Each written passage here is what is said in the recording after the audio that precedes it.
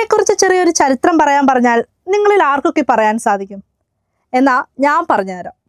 കൊച്ചിയിലെ വിനോദസഞ്ചാരികളെയും നാട്ടുകാരെയും ഒരുപോലെ ആകർഷിക്കുന്ന പ്രാചീന മത്സ്യബന്ധന രീതിയാണ് ഈ വലവലിക്കൽ അഥവാ ചൈനീസ് നെറ്റ് ഫിഷിംഗ്.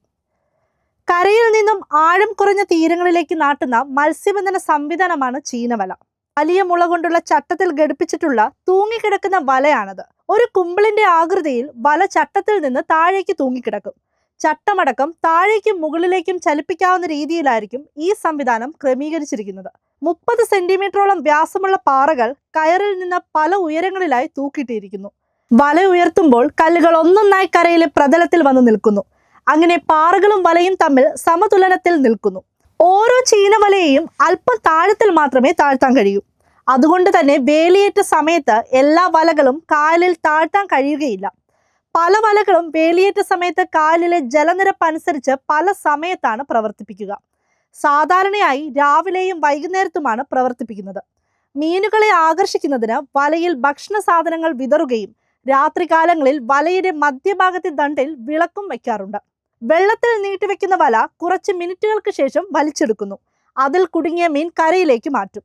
ഇതിൽ കായൽ മീൻ, കറിമീൻ, ചെമ്മീൻ തുടങ്ങിയവ ലഭിക്കുന്നത് സാധാരണമാണ്. കേരളത്തിലെ എറണാകുളം ജില്ലയിലെ കൊച്ചി നഗരത്തിലെ കായലിലും അടുത്തുള്ള പുഴകളിലും ചീനവലകൾ കാണപ്പെടുന്നു. എങ്കിലും കൊച്ചി കായലിലാണ് ഇതിന്റെ സാന്ദ്രത കൂടുതൽ.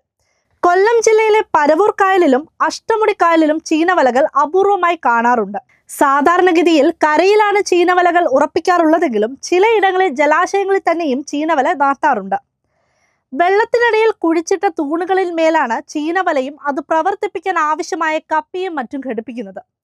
ഇത് ഏകദേശം 500 വർഷം പഴക്കമുള്ള രീതിയാണ്. 4 മുതൽ 6 പേരടങ്ങുന്ന സംഘം ചേർന്നാണ് ഈ വലകൾ നിയന്ത്രിക്കുന്നത്. ഈ വലകൾ ചൈനയിൽ നിന്നാണ് വന്നതെന്നാണ് വിശ്വാസം. ചൈനയുമായി കൊച്ചിക്ക് 5000 കിലോമീറ്റർ ദൂരമുണ്ടെങ്കിലും പണ്ട് കാലത്ത് കൊച്ചി സുഗന്ധദ്രവ്യങ്ങളുടെ ഒരു പ്രധാന വാണിജ്യ കേന്ദ്രമായിരുന്നു. കൊടുങ്ങല്ലൂരിൽ നിന്നും ചൈനയിലേക്കും ചൈനയിൽ നിന്ന് ഇവിടേക്കും വ്യാപാരം നടന്നിരുന്നു.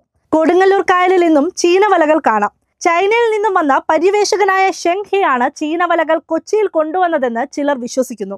മക്കാവിൽ നിന്നും പറങ്കികളാണ് ചീനവലകൾ കൊച്ചിയിലേക്ക് കൊണ്ടുവന്നതെന്നും ചില പഠനങ്ങൾ പറയുന്നു. മെല്ലെ ഈ വലകളെ ഉയർത്തുന്നതും താഴ്ത്തുന്നതും മാസ്മരികമായ ഒരു കാഴ്ച തന്നെയാണ്. മത്സ്യബന്ധനത്തിന് പുറമെ ഈ വലവലിക്കൽ രീതി കൊച്ചിയിലെ സാംസ്കാരിക പൈതൃകത്തിന്റെ ഭാഗവുമാണ്. തദ്ദേശവാസികൾക്ക് മാത്രമല്ല വിദേശികളെയും ഈ ദൃശ്യങ്ങൾ ആകർഷിക്കുന്നു.